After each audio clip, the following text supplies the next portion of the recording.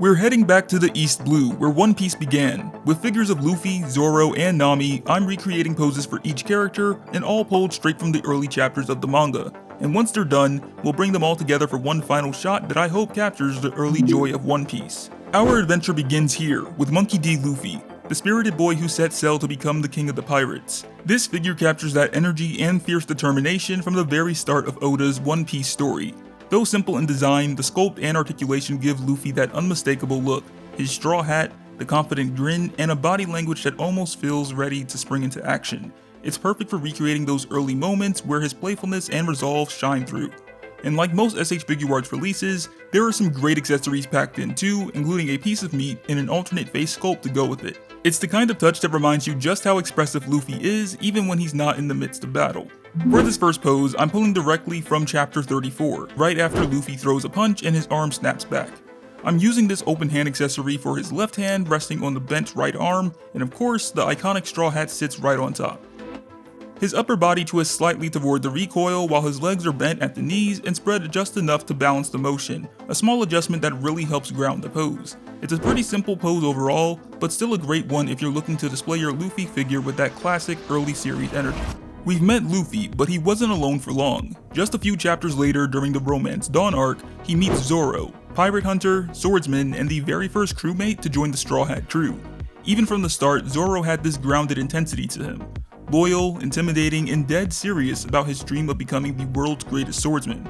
This SH Figuarts version of Zoro captures that attitude perfectly. Broad shoulders, muscular arms, and surprisingly flexible articulation that makes those iconic Zoro poses easier to hit than you'd expect. There's plenty of personality packed in too. Multiple expressions, all three swords, and even a special head with the bandana tied and ready for battle. For this pose, I'm going straight to chapter 6, the first time we see Zoro's iconic three-sword style in action. Even this early on, Oda makes him look like an unstoppable force. I started with the legs first, rotating the joints up to help crunch the torso forward, and bending the knees to give him a solid grounded stance. Just a tip, if you are using that head sculpt with the bandana, make sure to remove the bandana from his arm. It's a small touch, but it will keep things accurate. Now, matching the exact panel wasn't easy. Zoro's arms are drawn in these wild, exaggerated bends that aren't really possible with the figure, but the shoulder joint design actually helps when it comes to crossing the arms convincingly. Not only is this a powerful moment to recreate, but a solid first display option for any fan of Zoro. Before long, Luffy and Zoro would both meet Nami, the clever thief with a mysterious agenda and someone who'd soon become an essential part of the Straw Hat crew. This SH Figuarts version of Nami nails her early appearance. The colors are bright and spot on, instantly recognizable from the manga. The articulation isn't complex, but it is smooth and fun to work with, just enough to pull off those playful, expressive poses.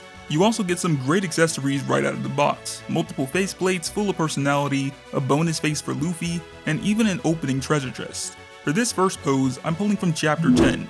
A moment where Nami is walking with a bright, joyful energy. I started by leaning her torso back just a bit and then twisting it slightly in the same direction as her step to add motion. Her right leg kicks forward while the left one stays planted, knees bent just enough to give the pose a bit of bounce. The arms are angled outward and slightly back as if mid-swing, and the joyful faceplate helps sell that playful mood.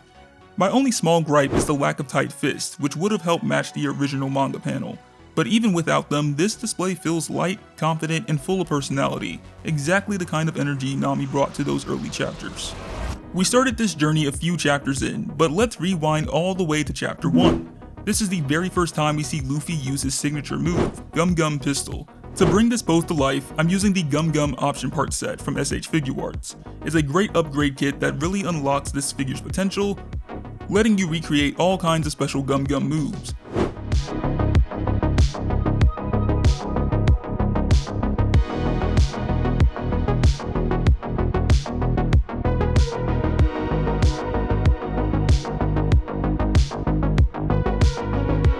For this setup, I'm using the bendable right arm and bonus faceplate to match the energy of the moment.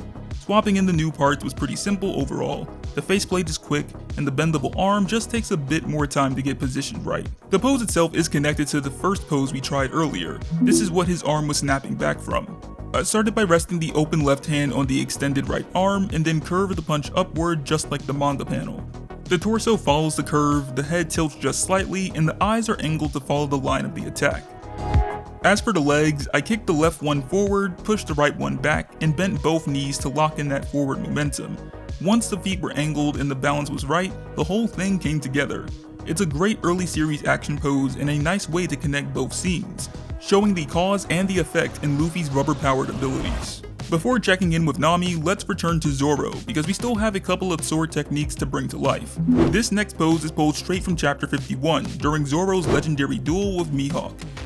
It's the moment he unleashes one of his signature 3-sword style attacks, with a stance that's calm but intensely focused. Getting the pose right started with the mouth sword, which in this scene points slightly to Zoro's left. In his left hand he grips a second sword upside down, while the third sword is angled out naturally in his right.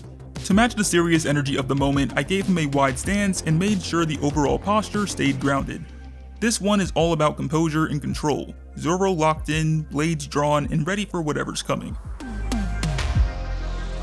Now let's return back to Nami, this time drawing from chapter 12, where she strikes a confident stance with her staff held behind her. This figure doesn't include a perfect match for the serious look in the artwork, so I went with the winking faceplate instead. It still carries some of that playful confidence, even if it's not an exact replica. For the hands, I used the standard gripping pair to hold the staff in place. The pose itself came together nicely. I pulled both arms back, slid the staff in between the hands, and then gave the back a slight bend. Her legs are crossed with the right heel lifted and the left foot flat for balance. Last touch was turning the head to the right to match the pose's direction. No upgrades, just the figure as is, and while the face doesn't match perfectly, the overall body language really sells this look. Next up, we're heading to chapter 32, where we see a one-sword strike from Zoro.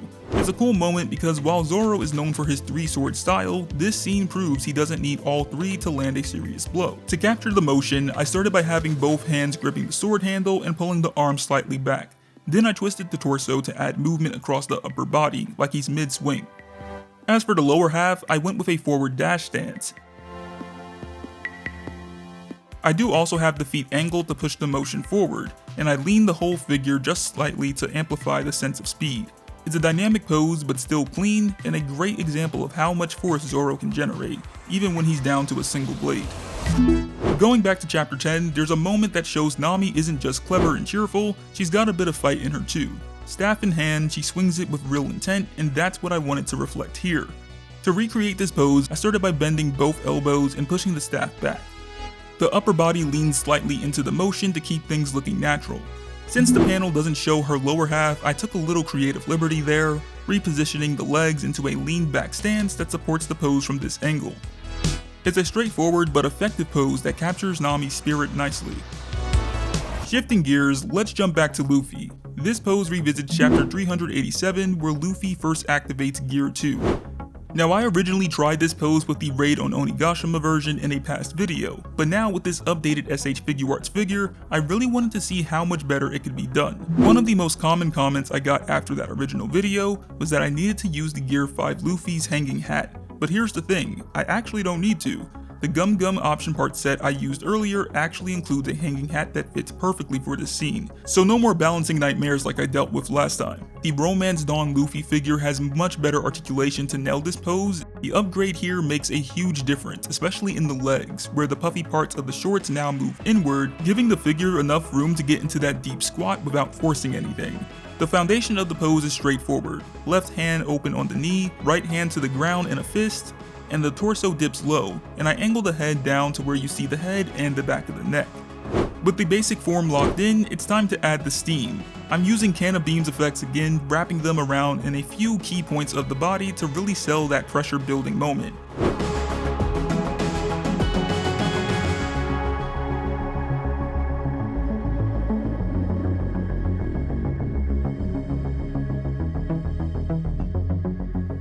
If any of you have this figure or are planning to get it, I highly recommend using these effects if you want to try this pose out. Altogether, this pose just feels tighter, more alive, and way less frustrating than the first attempt. All that's left now is to bring everyone together. One final shot with Luffy, Zoro, and Nami posed side by side, just like in the earliest days of One Piece. For Luffy, I used his pose from the cover of the very first volume, then I created new poses for Nami and Zoro that felt true to who they are. With all three ready, I arranged them in front of a backdrop using my laptop screen turned on its side. I wanted this final shot to capture the heart of One Piece's beginning, with each figure reflecting a core part of their character. Luffy's energy, Zoro's coolness, and Nami's cheerfulness, and together they reflect what made the East Blue arc so special, a story just getting started. If you enjoyed this video, like and subscribe for more action figure goodness, and if you're craving more anime posing, check out this video next.